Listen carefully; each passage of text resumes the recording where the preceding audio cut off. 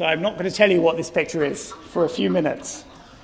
It's not the rudest picture in the book, but it's certainly the oddest. And my first theme is the rise of sexual freedom.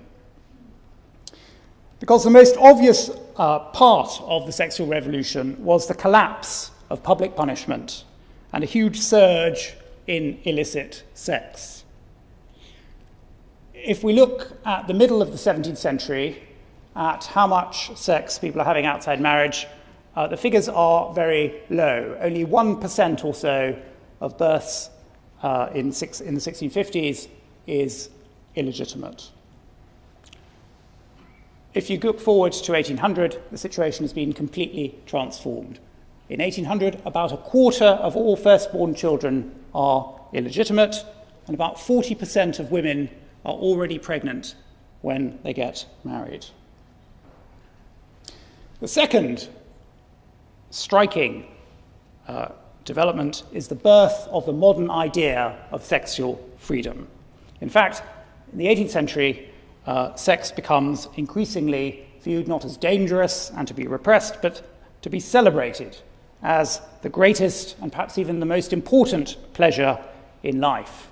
It's an attitude summed up in the great line by John Wilkes: "Life can little more supply than just a few good fucks, and then we die."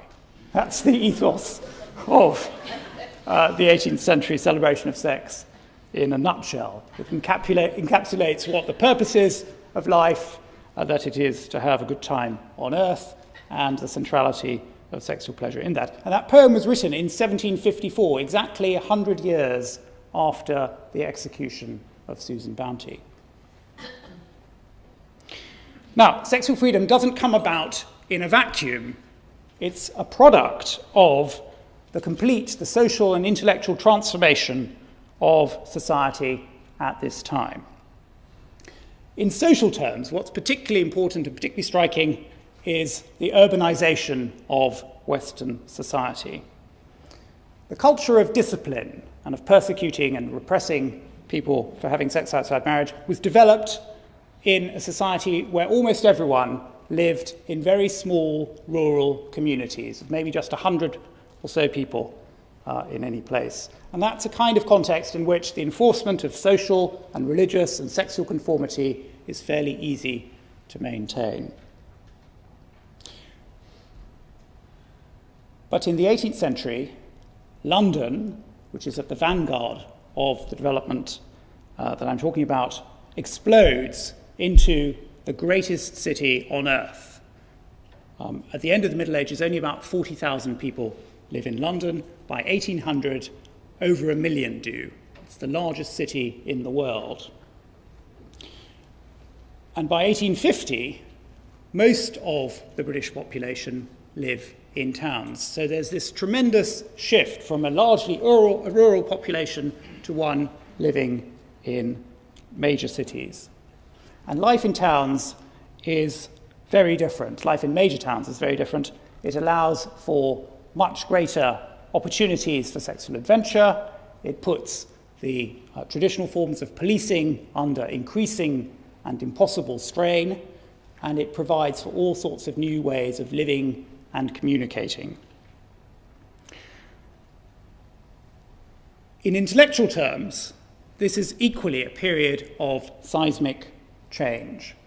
The old way of thinking about sex that Western society was founded on until the 18th century was essentially fundamentalist. That's to say, the belief that there was only one right way of behaving, that God had laid that down in the Bible, and that all deviations from it should be punished. That God would punish societies if they did not uphold his law. But in the 18th century, people start to think very differently about God, about human nature, about the whole purpose of life on earth.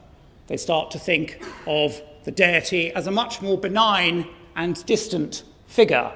They start to think of pleasure as an intrinsically good thing. And they start to distrust the text of the Bible as perhaps not entirely God's word, but an amalgam of all sorts of texts, possibly with human influence. And they start to look for different ways of establishing what's right and what's wrong. And in doing so, they look increasingly to personal conscience, to individual reason, and to what seems natural. Instead of looking to external authorities, to the text of the Bible, they increasingly look at ways of thinking that individuals can determine for themselves. And this leads to a much more pluralist outlook. Now, the consequences are extraordinary. I'm going to tell you about the picture now. The 18th century is the moment at which sexual pleasure is not just celebrated intellectually or individually, but also communally in many clubs up and down the land. And this object is from a sex club called the Beggars' Benison, founded on the east coast of Scotland in the middle of nowhere in the 1730s. The members of the Beggars' Benison are a cross-section of respectable men from their society, academics, lawyers, businessmen, clergymen. What they do is to gather together regularly, to get drunk, to sing rude songs, to read pornography to each other. They hire young women to come and strip off and display themselves in front of them. And then they go through various elaborate rituals for which they have objects like this, specially commissioned. And I'm afraid their central ritual involves this platter. They stand around the platter, they whip out their members, and they collectively ejaculate onto it. You'll notice I can't really look at it myself. It always makes me a bit queasy. So I'm going to flip forward.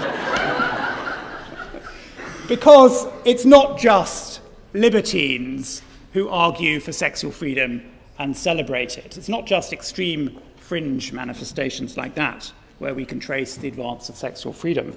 It's equally something that goes to the heart of new ways of thinking about theology and philosophy. This, for example, is a man called Matthew Tyndall, great Oxford Don, Fellow of All Souls, who in 1730 published one of the most influential works of theology of the early 18th century, Christianity as Old as the Creation. And one of the central themes of that book is that traditional biblical norms, in sexual as in other matters, are but priestly inventions. They're old-fashioned, they're out of date, they're not appropriate to a modern state. Instead of the rules of the Bible, he says, we should think of morality using reason. Enjoying a woman, he says, or lusting after her, can't be said without considering the circumstances to be either good or evil. That warm desire which is implanted in human nature can't be criminal when perused after such a manner as tends most to promote the happiness of the parties and to propagate and preserve the species. So sex is probably mainly a pleasurable and a good thing. It depends on the circumstances. Or take one of the leaders of the Church of England. This is George II's Archbishop of York, Lancelot Blackburn. I often dined with him, reported Horace Walpole, the diarist, and when I did, his mistress, Mrs. Crewis, sat at the head of the table, and Hayter, his illegitimate son by another woman, at the end of the table. And Walpole goes on to relate how Blackburn was such a man of the world that he had advised the Queen herself that she was a wise woman not to mind her husband having a mistress. That is the kind of attitude that reaches into the highest echelons of the church by the middle of the 18th century. George III's favourite clergyman, Charles de Guaffardière, similarly referred in private to the Bible as a ridiculous, disgusting mass of precepts that people no longer read, and advised his protégés, above all, devote yourself to women.